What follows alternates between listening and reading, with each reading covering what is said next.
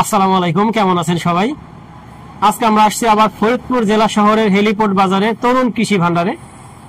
আমার সাথে আজকে দুজন মানুষ আছেন। একজন আছেন এই তরুণ কৃষি ভান্ডারের মালিক তরুণ দত্ত, আর আরেকজন আছেন ইউনিক এগ্রোর মালিক নুপুর দত্ত। আমরা আজকে মূলত একটা অত্যন্ত গুরুত্বপূর্ণ বিষয় নিয়ে আলোচনা করব। সেটা আমরা আসার পরে এখানে আলোচনা করতেছিলাম যে আসলে আমাদের কৃষক ভাইয়ের এই যে বর্তমানে যে বৃষ্টি হলো গতকালকে থেকে আজকে পর্যন্ত ব্যাপক বৃষ্টি আমাদের ফরিদপুর, রাজবাড়ী, পাবনা, রাজশাহী, রংপুর, উত্তরবঙ্গ সহ প্রায় সারা দেশে ব্যাপক বৃষ্টি হয়েছে। এই বৃষ্টির ফলে আমাদের যে যারা আমাদের পেঁয়াজ চাষি যারা বীজতলা করছিল, কেউ দানা ফেলছে, কেউ মাত্র এরকম তাদের যে ক্ষতিটা হয়েছে, এই ক্ষতিটা কিভাবে রিকভার করা যায় সেই বিষয়ে আলোচনা করব। দাদা আমাদেরকে একটু বিষয় বলেন যে আসলে কিভাবে আমাদের এই ক্ষতিটা কৃষক কিভাবে রিকভার করতে পারে। আসলে হঠাৎ করে একটা অপ্রত্যাশিত এই ঝড় বা বৃষ্টির কারণে আমাদের পেঁয়াজ চাষিদের ব্যাপক একটা সমস্যায় পড়ছে। যারা আপনার বিশেষ করে বীজটা যারা মাটিতে ফেলছে তাদের জন্য একটা সমস্যা হয়েছে।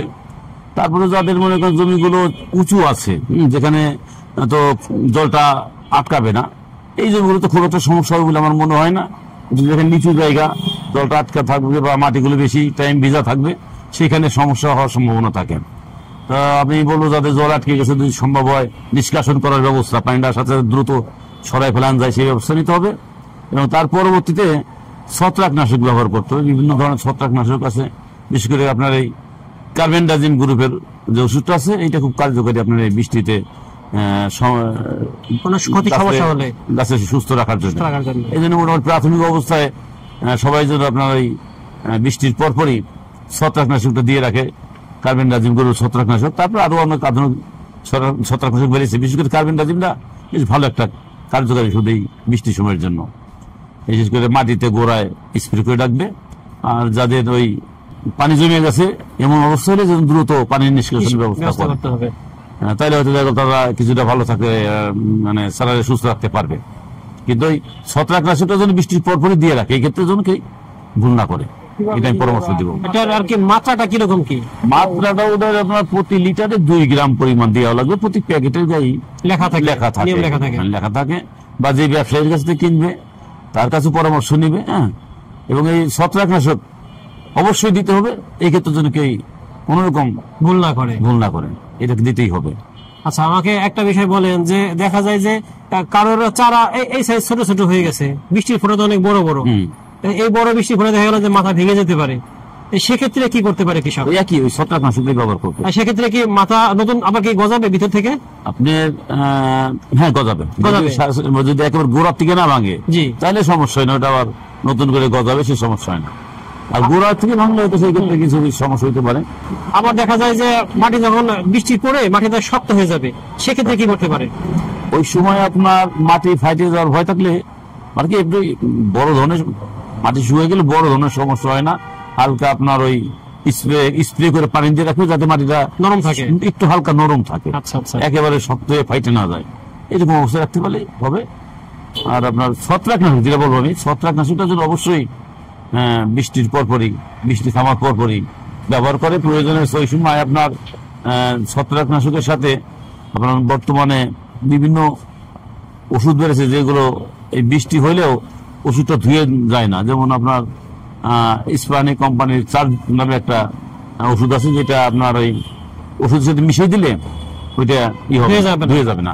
এই ধরনের অনেক কোম্পানির ওষুধই আছে, ওইগুলোর সাথে দিয়ে দিলে জিনিসটা কার্যকারী বেশি হবে। আচ্ছা আচ্ছা, আমাকে আরেকটা বিষয় বলেন যে দেখা যাবে যে অনেকেই দেখা যায় যে একদিন দুদিন আগে বীজটা ফেলছে, এখনো বীজটা ঠিক মতো গজায় নাই, সেক্ষেত্রে ধুয়ে যাওয়ার কি কোনো সম্ভাবনা আছে কিনা, বা ধুয়ে গেলে তারা কি করতে পারে, আবার বীজ ফেলতে হবে কিনা?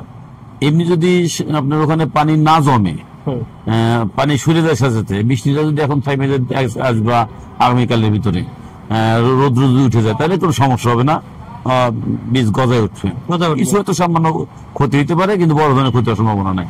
কিন্তু আকাশ যদি মেঘলা থাকে দীর্ঘ কয়েকদিন, বা ওখানে পানি জমে থাকে, বা স্বেচ্ছেদ অবস্থায় মাটিটা থেকে যায়, সেই ক্ষেত্রে বীজের ক্ষতি হয়। প্রিয় দর্শক, আমরা এ পর্যায়ে কথা বলবো ইউনিক এগ্রোর মালিক নুপুর দত্তের সাথে। আর বৌদির কাছে আমরা যাওয়ার আগে আমি একটা কথা বলি যে অনেক কৃষক ভাইদের দেখা যাবে যে বীজ তলার বীজ নষ্ট হয়ে গেছে, ধুয়ে চলে গেছে, আবার নতুন করে বীজ কিনা লাগতে পারে। সেক্ষেত্রে আমরা বৌদির কাছে শুনি আসলে বীজের কেমন ক্রাইসিস আছে নাকি বীজ অ্যাভেলেবেল আছে, বা দামটা কিরকম, কি কম হবে না বেশি হবে, একটু বলতে আমাদেরকে বলেন। নমস্কার, আমি নূপুর দত্ত, ইউনিক এগ্রো।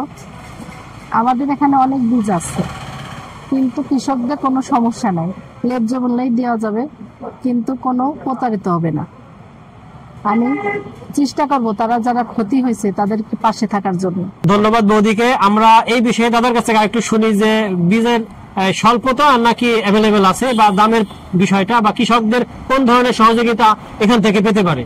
হ্যাঁ, সুন্দর একটা কথা বলছেন। এটা বৃষ্টিতে কিছু ক্ষতি হইতে পারে কিছু কিছু কৃষকের বীজের। হ্যাঁ, সেই ক্ষেত্রে তাদেরকে বলবো তারা যেন অতিরিক্ত টেনশন না করে।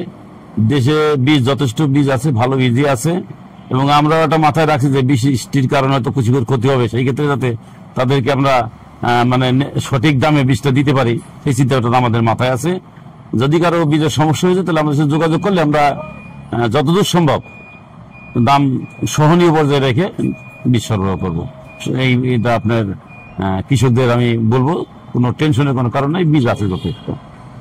প্রিয় দর্শক, ধন্যবাদ দাদাকে। আমরা শুধু দাদার কাছে না, বৌদির কাছে না, আমরা সারা বাংলাদেশে যত বীজ ব্যবসায়ী আছে সবার কাছে বিনীত অনুরোধ জানাই যে যেহেতু কৃষকরা এই বৃষ্টিতে অনেক ক্ষতিগ্রস্ত হবে, সেক্ষেত্রে তাদের যদি দ্বিতীয়বার কারোর বীজ কেনা লাগে, আপনাদের কাছে আসে এবং বলে যে আমার আগের বীজটা নষ্ট হয়ে গেছে, আপনারা দয়া করে তাদের কাছ থেকে লাভ না করে একদম ন্যূনতম দামে সম্ভব হলে বীজটা তাদেরকে দিবেন।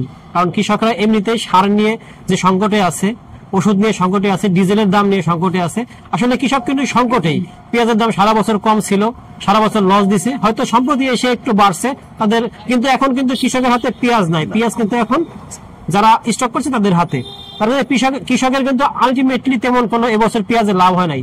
যার জন্য এই বৃষ্টিতে যে ক্ষতিটা হয়েছে, হয়তো যদি এই ক্ষতিটা তারা পোষায় উঠতে না পারে তাহলে কিন্তু তাদের আরো বেশি ক্ষতি হয়ে যাবে। তাই আপনাদের কাছে অনুরোধ করবো, আপনারা যারা ব্যবসায়ী আছেন কৃষকদের দিকে একটু তাকাবেন, আপনাদের ব্যবসাটা একটু বছর শেষের দিকে একটু কম করেন। ইনশাল্লাহ যা করছেন সারা বছর করছেন, ধন্যবাদ। আর আমরা সবসময় কৃষকদের জন্য, কৃষকদের পক্ষে কথা বলার চেষ্টা করি।